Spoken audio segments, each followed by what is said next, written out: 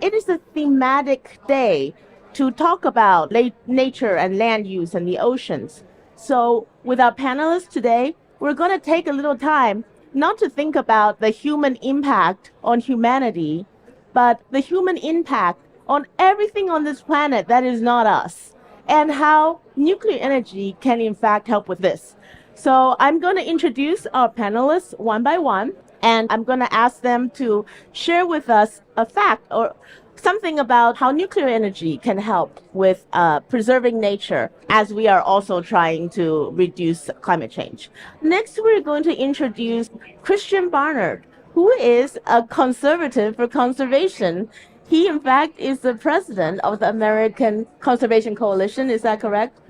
And Christian, why don't you say hello to everybody and share with us maybe a surprising fact about how nuclear can help us with preserving the environment? Sure. Well, since you said to say hello, hello everyone. It's great to be here with you all and with such eloquent nuclear activists. I think the most important thing that gets lost in the energy conversation around the world is just the idea that every single energy source has trade-offs, not just fossil fuels, not just nuclear, but also renewables. When you think about the fact that for coal, you have to get it out of the earth, you need to mine it. For oil and gas, you need to frack it or drill it. For nuclear, you obviously need to get the uranium. But then for wind and solar, you also need to get the materials to build wind turbines and solar panels. But then you also need the land to site it. And so it's not just about the affordability of energy. It's not just about the reliability of energy or about the emissions of energy. It's also about the land usage and the impact on the earth, the physical footprint of each source of energy. And honestly, the reason I love nuclear so much, and I come at it from a conservationist perspective, is I think a lot of people, when they think about the environment, they have this instinctive love for the outdoors. And that's why a lot of us care about these issues. And we want to have the least amount of human impact on the beautiful spaces that we all love, right? And we were just talking about like how much more physical space and land, wind and solar take than a nuclear plant, just to put some numbers on that. For the same amount of space that one single nuclear plant takes, you need 50 times that land for solar energy and up to 400 times that for wind turbines. And so if you think about the amount of electricity you need in the world to be able to meet our decarbonization goals, but not ruin nature at the same time, you need to be able to have sources like nuclear that you said are the most energy dense, so that we're protecting the planet through emissions reductions, but also through reducing our physical footprint on the land. And I think those numbers are really stark, and that's something that we should be doing a lot more to engage traditional conservation groups on. You should be supporting nuclear because that's more land to hike, that's more land for wildlife refuges, that's more land that we can protect because it should be protected, and we should not be using that. Great. Thank you so much, Christian. Been talking about this a lot within our communities, but I think quite often it's a narrative out in the wider world that we have to change. I feel like people do automatically draw an equal sign between solar and wind and being good for nature and being in harmony with nature. But somehow nuclear, even though, as discussed, it is the densest form of power, and therefore we can spare the maximum amount of nature by not using that area. Somehow it still has this image problem. Do you guys find that out in the wild amongst us humans in the concrete jungle, that perception? And what do you think we can do to try and shift that? Because I think all of us here probably are interested in nuclear, are not surprised. Who here is surprised by the fact that nuclear is the densest form of clean energy generation? I don't think anybody is. We all know this. We're talking to the choir. But how can we break this perception out in the wider world? I think part of the problem has been in mainstream depictions and culture around nuclear. You see, like, for example, in The Simpsons, oh, a nuclear plant is next to a lake, and the lake is full of three-eyed fish because of all the nuclear green sludge that's pouring into the lake. I think we've done a really bad job at pushing back against that narrative and showing, like, actually, that's completely unscientific, that's not true. I think the other thing is a lot of people, when they look at a nuclear plant and they see all the white stuff coming out the top, they think, wow, that's pollution, right? Whereas we actually all know that's water vapor. And so I think we just need to be able to show images of, like, the footprint of a nuclear plant. For example, like on your island, right? Like if you can show like an aerial view of, like, look, there's this beautiful island and there's nuclear plants there, and it's actually such a small footprint, and it's a huge part of your electricity in the country. I think we just need to use images to help change people's minds. But then also, like, if you look at a lot of the next generation nuclear technologies, like, for example, Oklo has like this really cool graphic of what their reactor is going to look like. It looks like a hut in a forest. Like, it looks really cool, and people look at that and they say like, oh, that actually like is harmonious with nature. I think we can do more to change the images, and the industry can help show that this next generation is actually like working with nature rather than against. Technology is neutral. Uranium is neutral, but certain things in our culture get coded as left wing, right wing, in, out. I'm afraid that somehow even nuclear uses very little land and actually allows nature to be wild. Somehow it has been coded as industrial, and it has been coded as anti-nature and hyper-human development. So I'm just wondering what we can do to shift that. And in fact, so many of the mainstream environmental organizations, chief of which, that's most famous, let's say, is Greenpeace, are still anti-nuclear. How can we reach out to them and change that fact? I think you said something really interesting earlier about the wolves, like in Chernobyl, and like just the nature and the animals. Because I remember the first time I ever gave money to a nonprofit organization was when I was 8, and I gave 20 euros, I was living in Belgium at the time, to WWF. And the reason was because I loved animals so much. Yeah. And put up your hand if that's why you started caring about nature, because cute animals and just seeing like all these, like whether it was polar bears or wolves or whatever it might be, I think especially when you're growing up, that's why you relate to nature.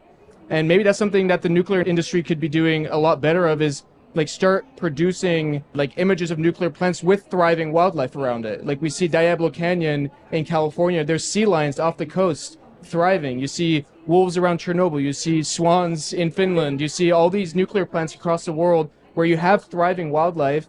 Maybe our imagery that we should be using as pro-nuclear activists, as the industry, looking at you, David, like maybe we should put animals back into that and show that actually like being pro-animal and being pro-nuclear are not just possible, it's like mutually inclusive with one another. I really have a lot of empathy for ordinary people because I didn't used to be in energy. I haven't been in energy all my life. I was a reporter, and before I reported on energy, to me it was very abstract. And of course, it's like you just think, okay, solar panels are good, wind turbines are good, and they are good, but when compared to the power of nuclear, most people just, I think they still don't get it. That is something that we really have to change. I also want to talk about, again, to have empathy for everyday people who think this way. When I was a little girl, the first thing I read about nuclear energy was in a book about how once you use a piece of land for nuclear power plant, you could never use it for anything else ever again. You get to generate power for 40 years, and then that land is like forbidden forever. And I remember that was so scary to me. There seems to be something uniquely contaminating about this form of power generation. I still remember, of course now I realize it's completely wrong. You can use a nuclear power plant for above 40 years, 80 years, who knows, maybe longer, we don't know yet.